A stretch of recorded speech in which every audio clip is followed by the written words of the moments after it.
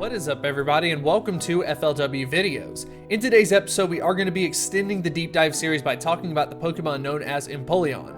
So why are we talking about Empoleon? Well, it is actually getting a community day in Pokemon Go, and with that, a lot of people are going to be very curious about this Pokemon. I also wanted to point out that this is going to be the first community day where we officially see some changes related to the northern hemisphere versus the southern hemisphere, so make sure that you know exactly what time your community day is going to be. But of course, we plan to answer the final questions of, is this worth powering up? Is it going to be worth blocking a secondary charge move? And to answer that, we'll take a look at it from the raid perspective and then of course PvP. But anyways, if you do enjoy this episode, make sure to hit that like button and subscribe. But without further ado, let's go ahead and get into the video.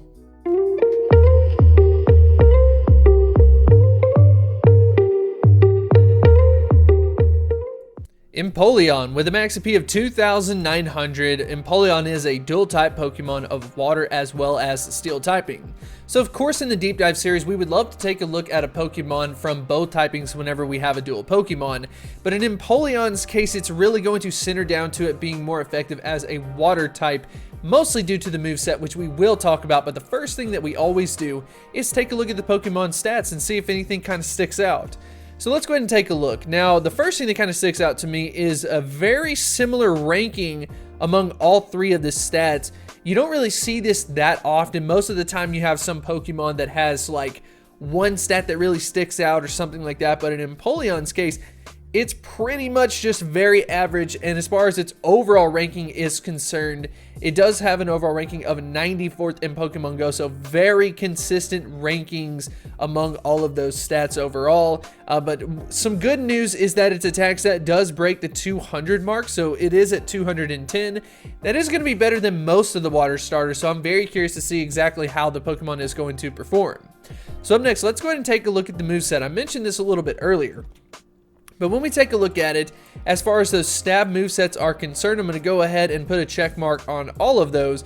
But today, what we're specifically going to be taking a look at is going to be the combination of Waterfall with Hydro Cannon. For those out there interested in using it as a steel type attacker, Metal Claw isn't that bad, but Flash Cannon is really bad. So unfortunately, Empoleon doesn't have much effectiveness from that regard. Maybe, just maybe in PvP it is going to be a little different, but we will of course talk about the ideal moveset for PvP after this. So let's go ahead and dive into the raids. I thought a good raid to go ahead and go up against is actually going to be Regirock, and I wanted to go ahead and showcase the stats on the screen for the performance. And as you can see, just kind of scanning through all of these, you're not really seeing any of those water starters until you make it down to Swampert. So Swampert is currently the #1 Pokemon from the starters with Hydro Cannon.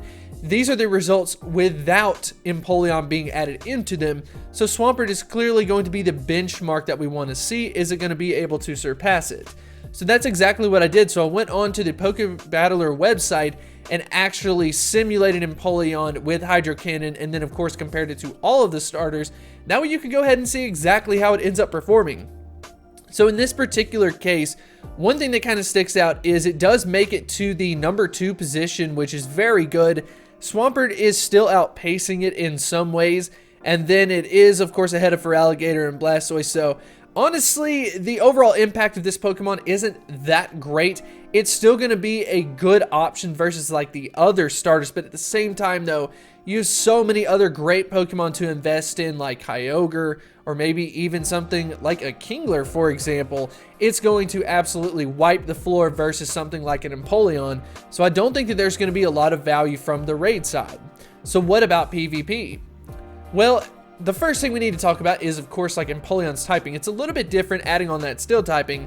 So go ahead and check this out. You've got only a couple of weaknesses, 3 in total, and a ton of resistances. So just generally speaking in PvP, going up against just random set of Pokemon, as far as the actual type resistance is concerned for Empoleon, I would say that it's looking pretty good. You do see this quite a bit out of those steel type Pokemon. So let's go ahead and see exactly how that ends up affecting the ranking. As far as its best ranking is concerned, Empoleon ends up doing the best in the Ultra League.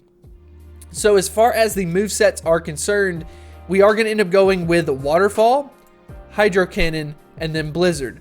Unfortunately, Blizzard is not that great of a move. If it were something better, Empoleon could be ranked even higher, but it is ranked at 39th in the Ultra League, so that's going to be a pretty solid ranking.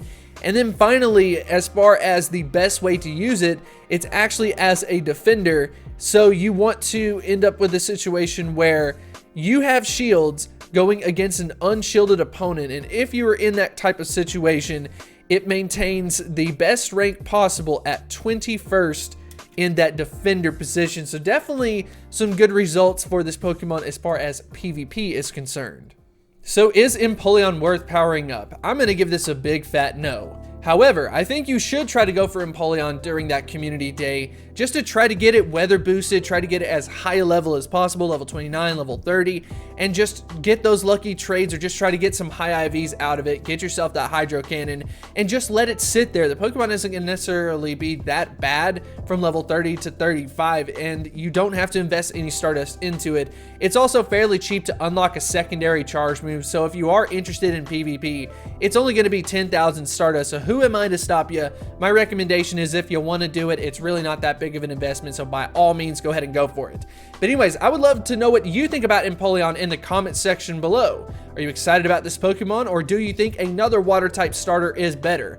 Anything and everything, let me know in the comment section below, and I will see you next time. If you want to develop a deeper connection, I would highly recommend you to check out Patreon. We've got a lot of really cool things going on over there. Check out all of these supporters that we have. We are almost up to 100. We are also posting some special content, some behind the scenes work. And if that is the type of thing that interests you, I would highly recommend you to check it out.